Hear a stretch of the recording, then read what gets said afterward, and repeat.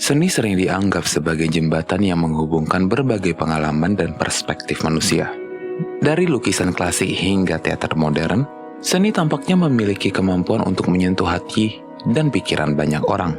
Namun, kenyataannya, seni tidak selalu diterima atau dipahami oleh semua orang.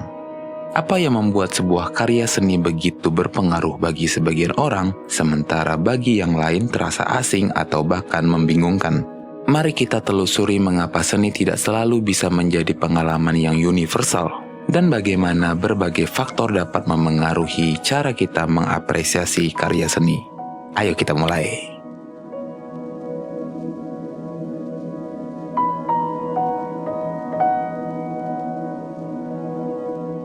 Latar belakang, konteks, dan pendidikan dalam apresiasi seni. Seni adalah cerminan kompleks dari budaya, sejarah, dan pengalaman pribadi penciptanya. Setiap bentuk seni, baik itu lukisan, film, musik, atau teater, terikat dengan konteks sosial dan budaya tertentu. Memahami karya seni seringkali memerlukan pengetahuan tentang latar belakang yang membentuknya. Misalnya, lukisan dari periode tertentu mungkin membawa simbolisme yang hanya bisa dipahami sepenuhnya oleh orang-orang yang memiliki pengetahuan tentang sejarah atau religiusitas masa itu. Selain itu, latar belakang pendidikan dan pengalaman pribadi juga memainkan peran besar dalam cara kita memahami seni. Mereka yang memiliki pelatihan formal dalam seni mungkin lebih mampu memahami teknik dan makna yang mendasari sebuah karya. Bagi mereka yang tidak memiliki latar belakang ini, seni mungkin terasa kurang dapat diakses atau dipahami. Keterjangkauan dan aksesibilitas juga menjadi faktor penting. Banyak bentuk seni memerlukan biaya atau lokasi tertentu, yang membuatnya tidak selalu dapat dijangkau oleh semua orang. Konteks kultural dan sosial, mengapa seni terkadang tidak dapat diakses? Perspektif kultural dan sosial seringkali memengaruhi bagaimana kita mengapresiasi seni. Seni sering mencerminkan konteks budaya dan sosial di mana ia diciptakan. Misalnya, lukisan Hieronymus Bosch dengan simbolisme religius dan mitologisnya mungkin sangat sulit dipahami tanpa pengetahuan mendalam tentang teologi dan sejarah.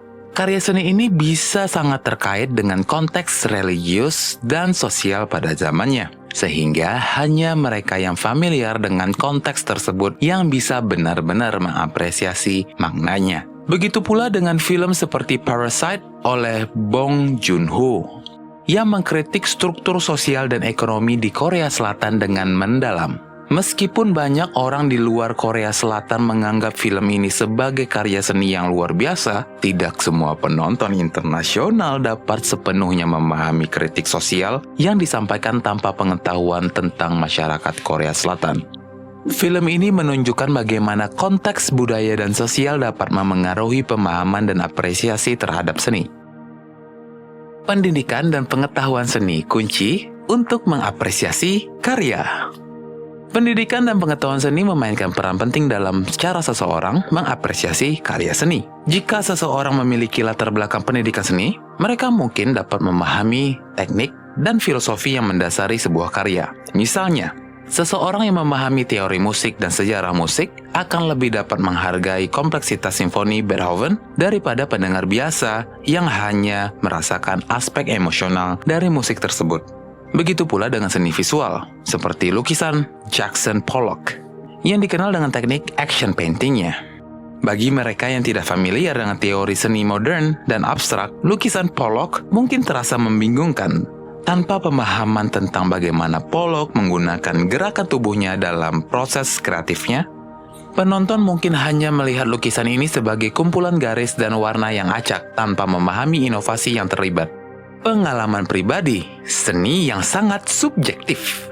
Pengalaman pribadi juga dapat memengaruhi bagaimana seseorang berinteraksi dengan seni. Karya seni yang menggambarkan tema-tema tertentu seperti kehilangan atau trauma mungkin sangat berhubungan dengan seseorang yang telah mengalami hal serupa.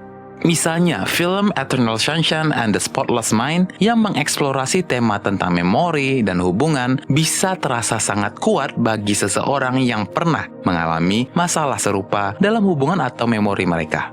Namun, bagi seseorang yang tidak memiliki pengalaman tersebut, film ini mungkin terasa kurang relevan.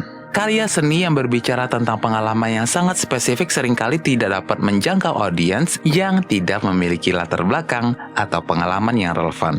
Ini menunjukkan betapa subjektifnya pengalaman seni dan bagaimana pengalaman pribadi kita memengaruhi cara kita melihat dan merasakan sebuah karya seni. Keterjangkauan dan aksesibilitas, hambatan dalam dunia seni.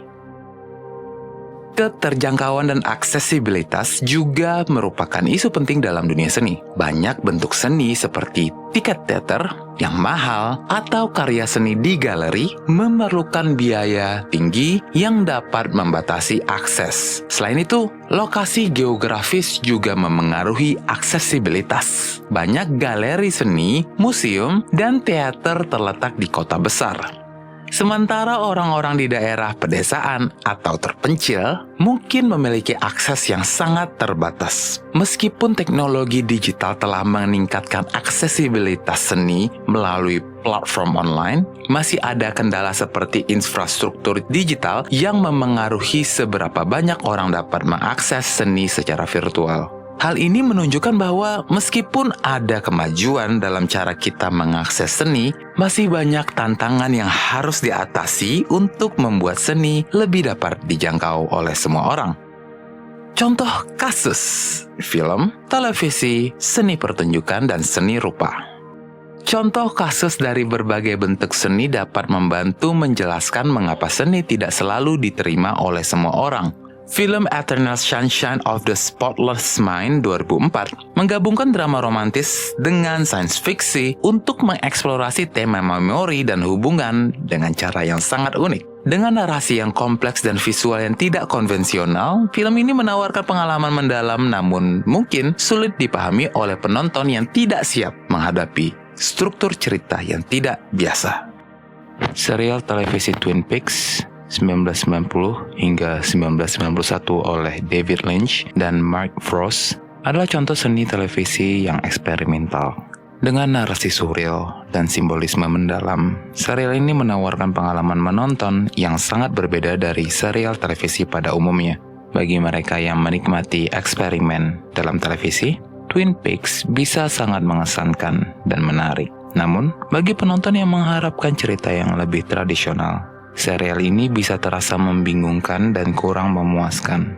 Seni pertunjukan seperti The Whale adalah contoh teater yang sangat spesifik. Ditulis oleh Samuel D. Hunter, drama ini berlatar di Moskow, Idaho, dan mengisahkan seorang pria obesitas seberat 600 pon yang mengasingkan diri dari dunia dan tinggal di apartemennya. Hunter menggunakan aspek obesitas untuk menciptakan jarak antara karakter dan audiens, serta mengeksplorasi tema penilaian diri dan penebusan dengan lebih mendalam. Karakter Elder Thomas, seorang misionaris Mormon, digunakan sebagai bentuk perlindungan diri untuk menulis tentang agama tanpa merasa terlalu dekat dengan kehidupan pribadi Hunter. Pertunjukan ini menunjukkan bagaimana tema yang sangat pribadi dan emosional dalam teater bisa terasa sangat intens dan membingungkan bagi penonton, terutama mereka yang tidak siap untuk menghadapi isu-isu berat dan kompleks. Seni rupa seperti The Fountain 1917 oleh Marcel Duchamp adalah contoh seni konsep yang sangat menantang.